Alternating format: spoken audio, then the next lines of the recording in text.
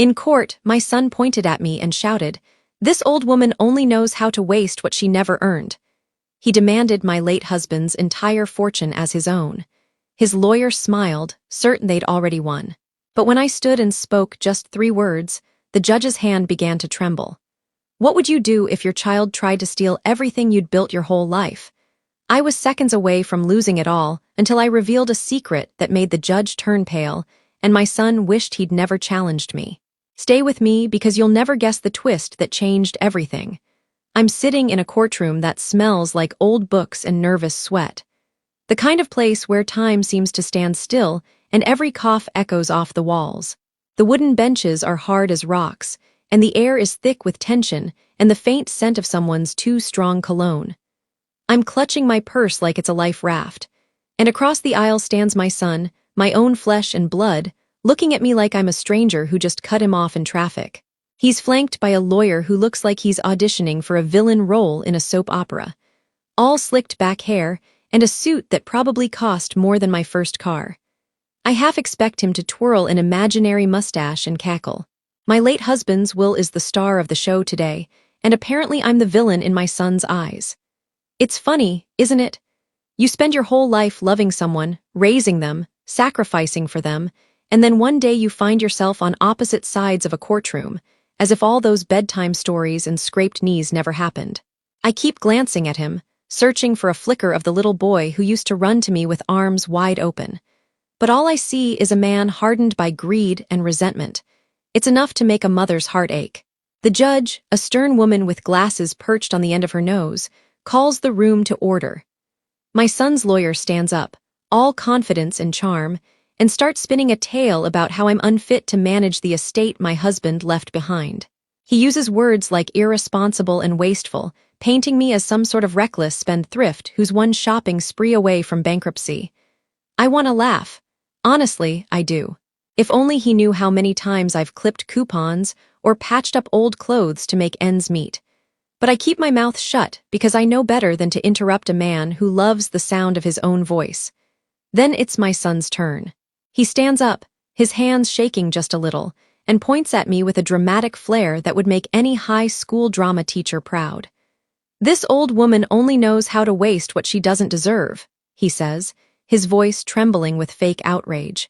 The words hang in the air, heavy and sharp, and for a moment I feel like I've been slapped.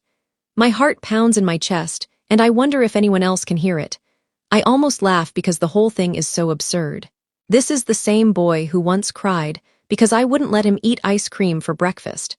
And now, he's standing in front of a judge trying to take away everything his father and I built together.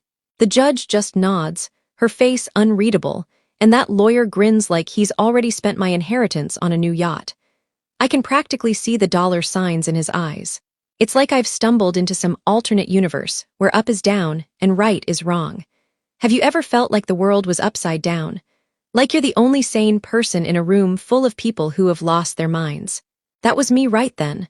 I wanted to stand up and shout, "Are you all hearing this? Do you really believe I'm the villain here?" But I stayed seated, my hands folded tightly in my lap because I knew I had to play the game by their rules. As the proceedings drag on, I can't help but let my mind wander. I remember the early days of my marriage when my husband and I scraped together every penny to buy our first home.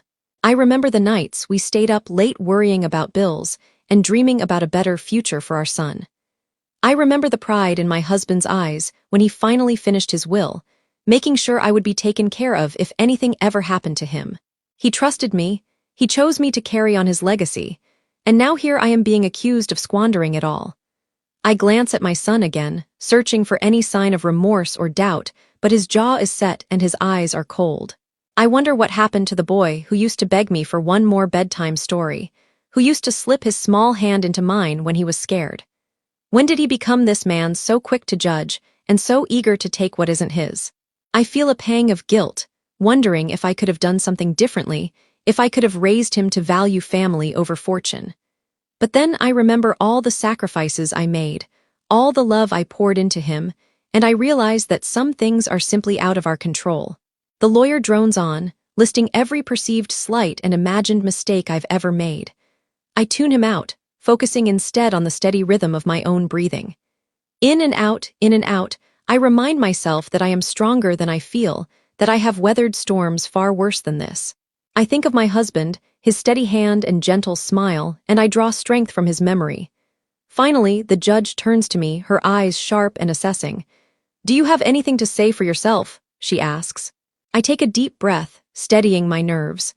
I know that whatever happens next, I owe it to myself and to my husband to stand tall and speak my truth. Because if there's one thing I've learned in all my years, it's that you can't let other people define your worth. Not even your own child. And so, with my heart pounding and my hands trembling just a little, I prepare to say the words that will change everything. Let's rewind a bit because every story has a beginning, and mine started long before that courtroom showdown. My husband, God rest his soul, was a planner in every sense of the word. He was the kind of man who kept receipts for things we bought 20 years ago, just in case. He'd make lists for his lists, and he always had a backup plan for his backup plan. When he got sick, he sat me down at the kitchen table, the same one we'd shared for decades, and told me he wanted to make sure I'd be taken care of no matter what. I remember the way his hand covered mine, warm and reassuring, as he explained the details of his will. He left everything to me with a note tucked inside that simply read, "Because you always made our house a home." Sweet, right? I cried when I read it, and I still keep that note in my nightstand, folded and worn from all the times I've opened it just to feel close to him again. But apparently, my son thought home meant his future vacation fund. I suppose I shouldn't have been surprised. He'd always had expensive tastes, even as a child. While other kids were happy with a trip to the park, he wanted the latest gadgets, the coolest sneakers, the biggest birthday parties. I tried to teach him the value of hard work, but sometimes I wonder if I did too much or maybe not enough. Isn't that the eternal question for mothers? Did I spoil him? Did I say yes too often or was I too strict? The guilt creeps in late at night, when the house is quiet, and the only sound is the ticking of the old clock in the hallway. I'd lie awake replaying every decision, every argument, every moment I could have done things differently.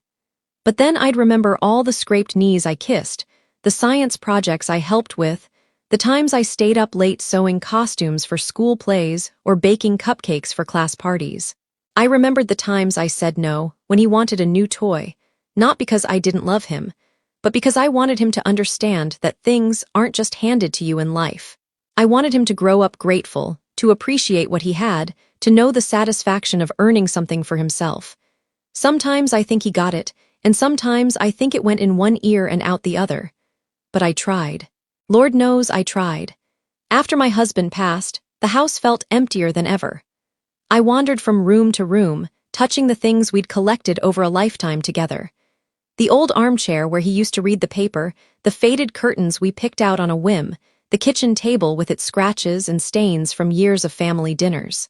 Every corner held a memory, and every memory was a reminder of what I'd lost. But I also felt a quiet strength growing inside me, a determination to honor his wishes and protect the life we'd built together. That's why, when my son started making demands about the will, I was caught off guard. At first, it was subtle little comments about how the house was too much for me to handle, or how I should think about downsizing and enjoying life. Then it became more direct. He wanted to know about the investments, the savings, the property. He talked about maximizing assets and planning for the future. But I could see the calculation in his eyes. It wasn't about my well-being. It was about his own. I tried to reason with him to explain that his father had made his wishes clear, but he wouldn't listen. He saw the will as an obstacle, something standing between him and the life he thought he deserved. I spent sleepless nights worrying, not just about the money, but about what it all meant. Was this my fault? Had I failed as a mother? I replayed every conversation, every argument, searching for the moment things went wrong. But the truth is, sometimes people make their own choices. No matter how much you love them. I realized that this wasn't just about money. It was about respect, about love, about standing up for myself, maybe for the first time in a long time. Sitting in that courtroom, I felt the weight of all those years pressing down on me.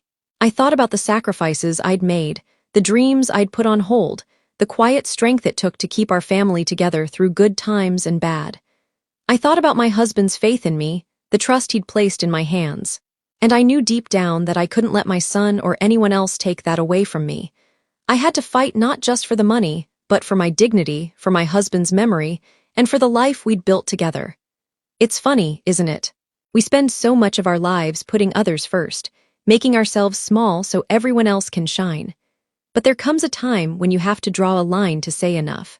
I realized as I sat there that I was done apologizing for who I was, for what I'd earned, for the love and care I'd poured into my family. I was done letting guilt and fear rule my life. This was my moment to stand up, to speak my truth, and to show my son and the world that I was stronger than they ever imagined. So, as the judge looked at me, waiting for my response, I straightened my back, lifted my chin, and prepared to fight for what was rightfully mine. Not just the money, but the respect, the love, and the legacy my husband and I had built together, brick by brick, year by year. And in that moment, I knew I wasn't just fighting for myself. I was fighting for every woman who's ever been underestimated, overlooked, or pushed aside. And I was ready back to the courtroom where the air was so thick with tension you could practically slice it and serve it with mashed potatoes. I swear the only thing missing was a thunderstorm outside and a dramatic soundtrack. The judge, who had been shuffling papers and glancing over her glasses at me, finally looked up, her eyes sharp and expectant. My son's lawyer, still wearing that smug little smirk, leaned back in his chair like he was already planning his next big case. Or maybe his next big purchase, courtesy of my husband's hard-earned money. My son, meanwhile, sat stiffly, his jaw clenched, his eyes darting between me and the judge. I could almost hear his thoughts. She's got nothing. She's going to fold. But I didn't fold, not this time. I took a deep breath, feeling the weight of every sleepless night, every whispered prayer, every moment of doubt and worry. I thought of my husband, of the life we'd built together, of the promise I'd made to protect what we'd created. And then, with a calm I didn't know I had, I looked the judge straight in the eye and said 3 words that changed everything. Check the video. For a moment, the room was so quiet you could hear the clock ticking on the wall. The judge's eyebrows shot up so high, I thought they might disappear into her hairline. My son's lawyer's smirk faltered just a little, and my son, well, his face drained of color faster than a cheap hair dye in the rain. He looked at me like I just pulled a rabbit out of a hat or maybe a skeleton out of his closet. You see, my husband, bless his suspicious, detail-oriented heart, had always been a step ahead. He was the kind of man who checked the locks before bed, who kept a flashlight in every room just in case, and who never trusted anything important to memory alone. So when it came time to update his will, he decided to leave nothing to chance. Unbeknownst to most, he'd installed a small camera in his study, tucked away on a bookshelf between a dusty old copy of War and Peace and a ceramic owl I'd always hated. On the night he signed the will, he recorded a message just in case anyone, especially our son, decided to challenge his wishes. I'd found the video by accident, really. I was cleaning out his study one rainy afternoon, sorting through papers and keepsakes, when I stumbled across a flash drive, labeled in his neat handwriting for emergencies only. At first, I thought it might be some old tax documents or maybe a backup of his favorite recipes. But when I plugged it into the computer and saw his face on the screen, clear as day, I knew he'd left me one last gift, a way to protect myself and his legacy if things ever got ugly. The judge, now fully alert, asked the bailiff to bring over a laptop. My hands shook a little as I handed over the flash drive, but I felt a strange sense of peace, too. I'd done everything I could. The rest was up to fate and my husband's words. The video flickered to life on the courtroom's small monitor.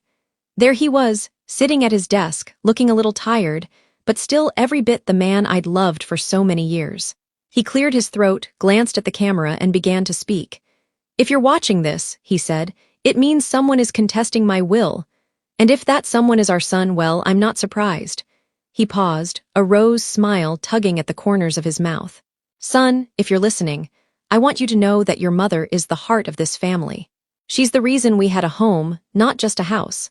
She's the one who kept us together, who sacrificed, who loved you even when you made it hard.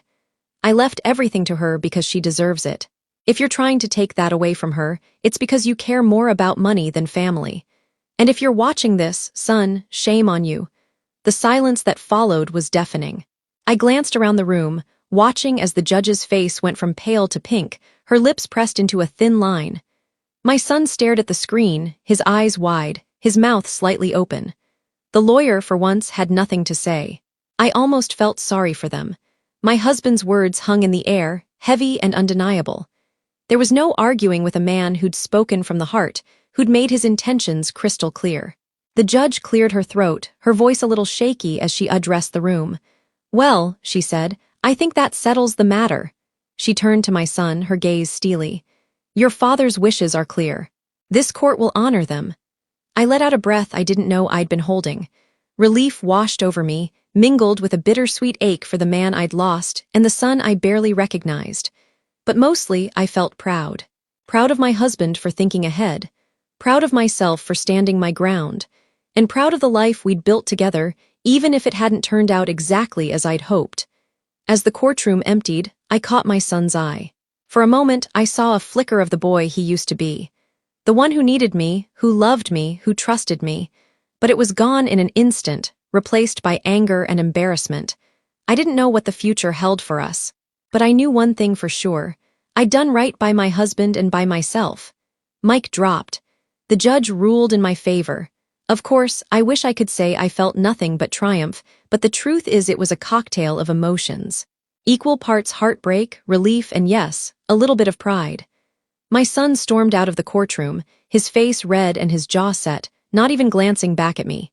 His lawyer, who had started the day looking like he was about to win a game show, now trailed behind him, shoulders slumped, looking like someone had just stolen his lunch money. I almost felt sorry for the man. But then I remembered the way he'd smirked at me, and I decided he could survive a little humility. As for my son, well, that was a different kind of ache. Watching him walk away, I felt the sting of 1,000 memories. Birthday parties, scraped knees, late-night talks about dreams and fears. I wondered if we'd ever find our way back to each other, or if this courtroom battle would be the final chapter in our story. But as I gathered my things and walked out of that courthouse, I felt something else, too.